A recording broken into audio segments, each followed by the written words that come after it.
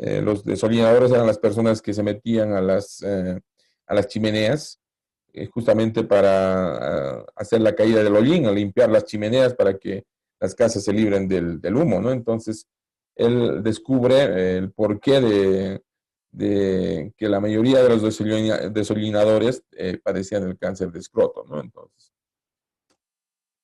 en el siglo XIX se desarrollan leyes en diferentes países de Europa, ¿no? En Inglaterra en el 1933, en Francia, en Alemania, en Suiza y en Estados Unidos en 1862, ¿no? Porque ya entramos en la época industrial, ¿no? Entonces, por eso es que se van dictando algunas leyes laborales que tienen que ver especialmente de las jornadas laborales, ¿no? Que jornadas laborales ya no de 18 o de 20 horas, sino reduciendo el número de horas de trabajo, dependiendo de la carga laboral que tenía el trabajador, de los espacios, de la ventilación de espacios,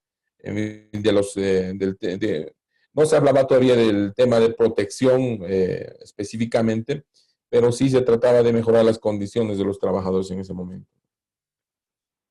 En el siglo XX se aprueban leyes en distintos países sudamericanos, en Argentina en 1915, en Ecuador en 1938, en Bolivia, en Brasil, en Chile y en Perú, ¿no? Entonces se dan cuenta, si bien ya en el siglo XIX se hablaba de seguridad, indirectamente se hablaba de seguridad en el trabajo, en el siglo XIX, recién en América Latina en el siglo XX se empieza a hablar de seguridad laboral.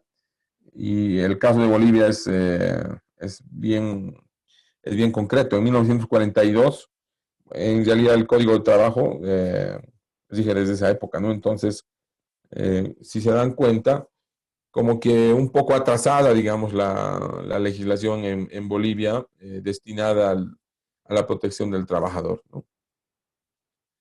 Siempre coloco esta diapositiva que me llama mucho la atención y estoy seguro que a ustedes también les, les ha debido llamar la atención alguna vez. Es un grupo de migrantes italianos que están construyendo el Empire State, ¿no? Entonces, en Nueva York, en Estados Unidos. Entonces, este es un momento de descanso de esta gente. Si ustedes pueden ver, están con las loncheras, la mayoría están comiendo y, bueno, fumando porque están en un momento de descanso.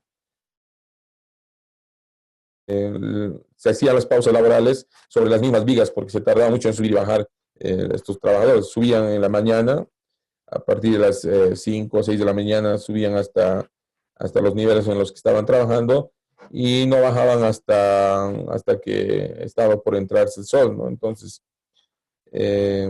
pongo esta diapositiva porque me llama mucho la atención el tema de cómo trabajaba la gente en ese momento en los Estados Unidos. No sé cuánta gente habrá muerto en la construcción de estos rascacielos, porque la mayoría era gente indocumentada que llegaba de Europa, ¿no? Entonces, si la gente moría, no se tenía registros de cuánta gente había muerto. Entonces, las muertes de estas gentes pasaban inadvertidas en realidad, ¿no? ¿Por qué pongo esta diapositiva? Porque algo similar pasa en Bolivia o ha estado pasando en Bolivia hasta hace muy poco tiempo, ¿no? Entonces, pongo esto un poco para reflexionar por el tema de que hasta hace muy poquito tiempo atrás los trabajadores en Bolivia estaban totalmente desprotegidos, ¿no? Bien, si hay alguna consulta, este es el momento. Creo que no.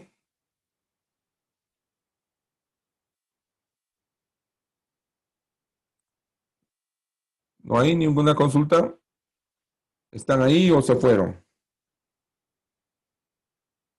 Creo que están ahí, ¿no? Estamos presentes, ingeniero, estamos presentes.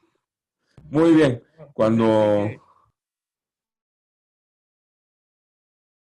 Entonces, no sé qué les parece el tema de la historia de la seguridad. A ver, algún tipo de reacción. ¿Qué dicen? Quisiera un par de opiniones.